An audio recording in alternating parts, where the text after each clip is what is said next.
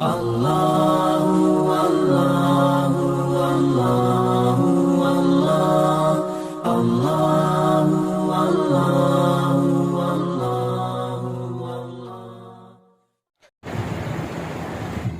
علیکم ورحمۃ اللہ وبرکاتہ.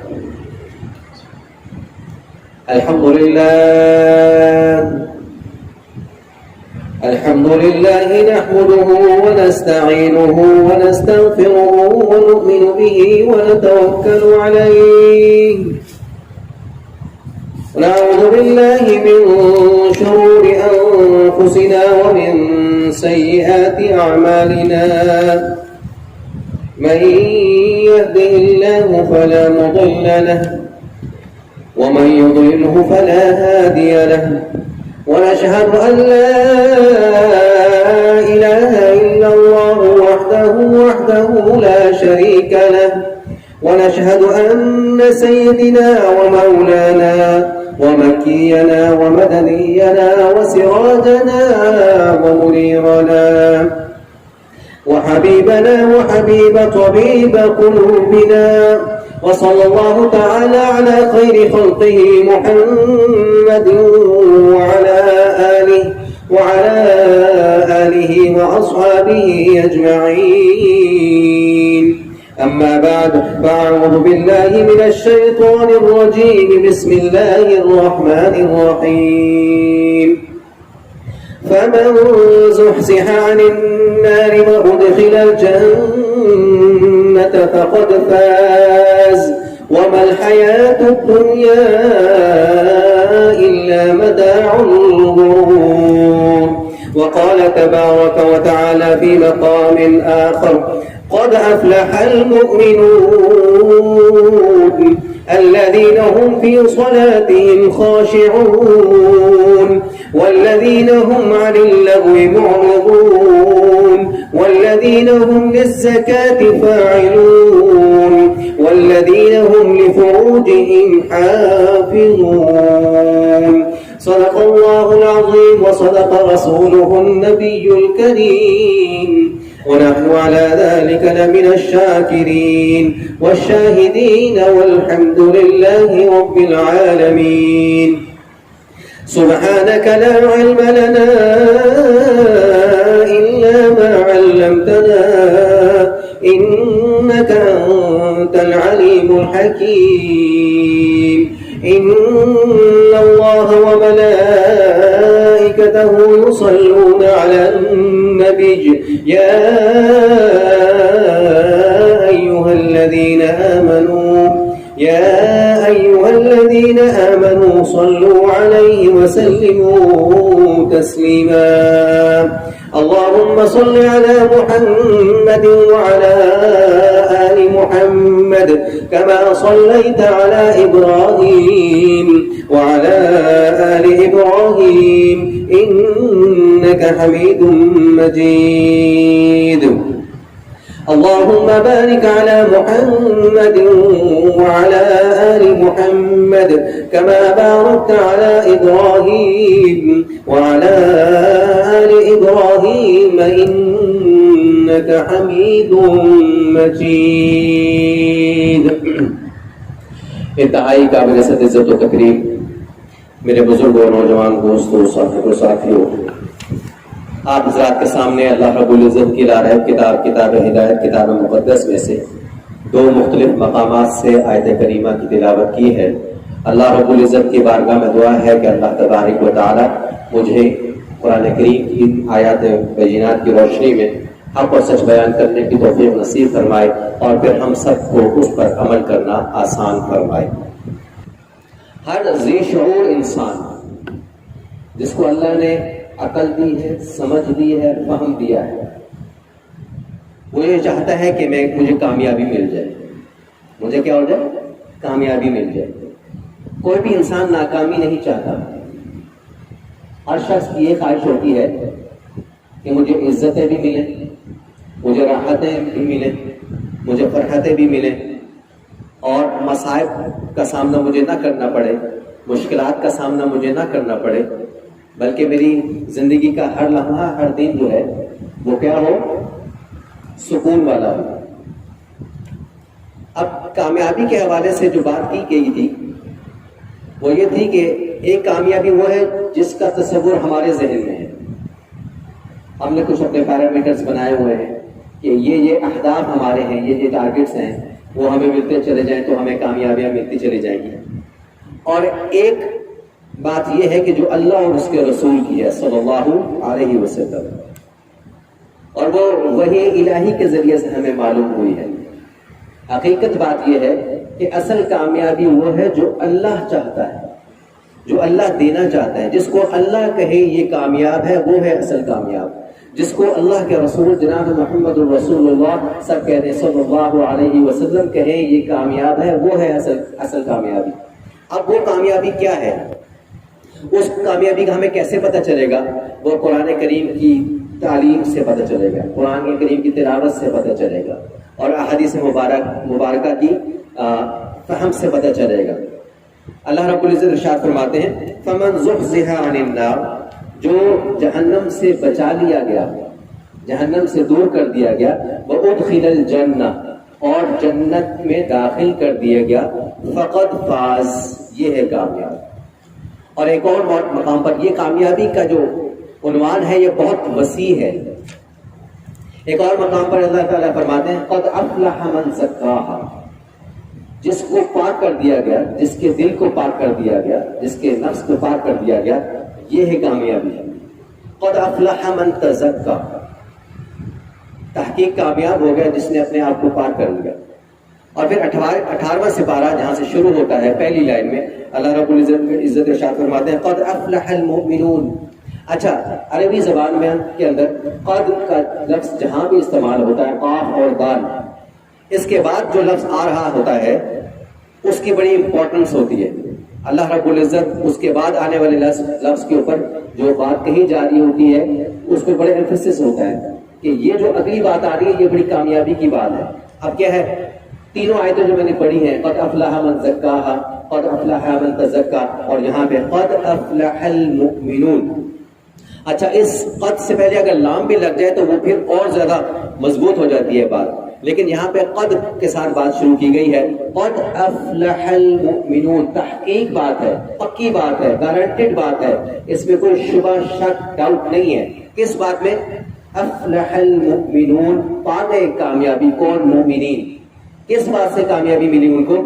الذین هم فی صلاتهم خاشعون, جو اپنی نمازوں کی احتیاط کرنے والے, جو اپنی نمازوں میں خشوع کرنے والے, جو اپنی نمازوں کو اہتمام سے ادا کرنے والے ہیں. تو ان آیت کریمہ میں, اس آیت کریمہ میں اللہ تبارک و تعالیٰ نے جو کامیابی کا زینہ قرار دیا ہے وہ نماز کی عبادت کو قرار دیا ہے. نماز کی عبادت کو قرار دیا ہے کہ جس نے اپنی نماز کی حفاظت کر لی وہ کامیاب ہو گیا. جس نے کیا کر لیا؟ اپنی نماز کی حفاظت کر لی, وہ کامیاب ہو گیا. اور پھر نماز کی حفاظت کیسے؟ اللہ ارشاد فرماتے ہیں خاشعون کا لفظ استعمال کیا کہ نماز ایسی کہ جس میں خشیت الہی ہو, جس میں کیا ہو؟ خشوع ہو, تضرع ہو, زاری ہو. ایسی نماز کی بات نہیں ہو رہی کہ آئے نماز پڑھی, سجدے کیے اور چلے گئے, ایسی نماز کی بات نہیں ہو رہی, بلکہ خاشعون کا لفظ استعمال کیا گیا ہے کہ جس کے اندر خشیت ہو. اسی وجہ سے اگر ہم نبی علیہ الصلوۃ والسلام کی نماز کے اوپر غور کریں تو امام الانبیاء جناب محمد رسول اللہ صلی اللہ علیہ وسلم کی نماز ایسی عظیم نماز تھی کہ آپ اندازہ کریں کہ وہ نبی جو وجہ تخلیق کائنات ہیں, جو مقصود کائنات ہیں, وہ ان کی نماز پہ اگر ہم, آج ہم ان کے امتی ہیں, ہم اپنے آپ کو غلام رسول کہلواتے ہیں, عاشق رسول کہلواتے ہیں, ہمارا عمل ہمیں بتائے گا کہ ہم کس حد تک عاشق رسول ہیں, کس حد تک ہمیں حضور علیہ السلام کی غلامی ہے, محبت ہے. نبی علیہ السلام کی نماز ایسی ہے کہ اللہ اکبر, اور حضرت اما عائشہ صدیقہ رضی اللہ تعالیٰ عنہ ارشاد فرماتی ہیں کہ اتنی لمبی رکعت ہوتی تھی کہ پاؤں مبارک پہ ورم آ جایا کرتے تھے. اللہ اکبر. اب وہ نبی جو بخشے بخشائے ہیں ان کا عمل ہمیں یہ بتاتا ہے کہ نماز کی ادائیگی ایسے ہوتی ہے. اب آپ اندازہ لگائیں کہ وہ کوئی تھوڑی دیر کی نماز تھوڑی ہوگی, چند سیکنڈز کی نماز تھوڑی ہوگی جس پہ پاؤں پہ ورم پڑ جائے. وہ تو کافی لمبا قیام ہوتا ہوگا, اور پھر آپ کا رکوع اتنا لمبا, آپ کا سجدہ اتنا لمبا. پھر یہی بات ہم آگے دیکھتے ہیں حضرات صحابہ کرام رضوان اللہ تعالی علیہم اجمعین میں کہ حضرت ابوبکر صدیق کی نماز کو اگر ہم دیکھیں تو وہ بھی ایسی کمال کی نماز ہے کہ حضرت عائشہ صدیقہ فرماتی ہیں کہ ایسا محسوس ہوتا تھا کہ جب آپ تکبیر تحریمہ کر کے اللہ اکبر کرتے تھے تو بالکل سکون آ جایا کرتا تھا آپ کے جسم کے اوپر. ایسا لگتا تھا جیسے کسی نے لکڑی کو گاڑ دیا. آج میں اور آپ اپنی نمازوں پہ غور کریں. ہم جیسی نماز شروع کرتے ہیں تو ہم پتہ نہیں کہاں پہنچ جاتے ہیں. خیالات کی بھرمار شروع ہو جاتی ہے اور کبھی ہاتھ مصروف ہو جاتا ہے اس طرف کھجانے میں, کبھی اس طرف کھجانے میں, کبھی نیچے کپڑے ٹھیک کرنے میں, کبھی کیا کرنے میں, کبھی کیا کرنے میں. تو یہ خشوع نہیں ہے. جس نماز کی فلاح کی بات ہو رہی ہے وہ خشیت کی بات ہو رہی ہے کہ انسان جب اللہ اکبر کرے تو پھر اللہ اکبر سے لے کر سلام تک اللہ ہی اللہ ہو, کوئی غیر نہ ہو. تو اس نماز کے اوپر محنت کرنی پڑے گی. اور یہ بات میں اور آپ اچھی طریقے سے جانتے ہیں, جس چیز پہ محنت کی جاتی ہے اس کا ثمرہ ہمیں نظر آتا ہے. زمین پہ محنت کی جاتی ہے تو ہمیں کھیت کھلیان, سبزیاں, پھل پھول اگتے ہوئے نظر آتے ہیں. لکڑی پہ محنت کی جاتی ہے تو ہمیں اچھے کوالٹی کے فرنیچرز اور بہت ساری اعلیٰ چیزیں نظر آتی ہیں. تو جب محنت کسی چیز پہ کی جاتی ہے تو اس کی وقت, اس کی امپورٹنس بڑھ جاتی ہے. آج ہمیں ضرورت اس بات کی ہے کہ ہم اپنی نمازوں پہ محنت کریں. نمازوں پہ محنت کریں. وہ محنت کیسے ہوگی؟ وہ محنت ایسے ہوگی کہ پہلی بات تو یہ ہے کہ ہمارے نماز کے تلفظ ٹھیک ہو, نماز کی ادائیگی. ہم سورہ فاتحہ سارے پڑھتے ہیں, ہر رکعت میں پڑھتے ہیں, لیکن ہماری سورہ فاتحہ ہی ٹھیک نہیں ہوتی. تو یہ بھی سوچنے کی بات ہے کہ ہم اتنے عرصے سے نمازیں پڑھ رہے ہیں, 40 50 60 سال سے نمازیں پڑھتے ہو گئے, لیکن ہماری سورہ فاتحہ, ہمیں سورہ فاتحہ کے اندر 10 غلطیاں نظر آ جاتی ہیں.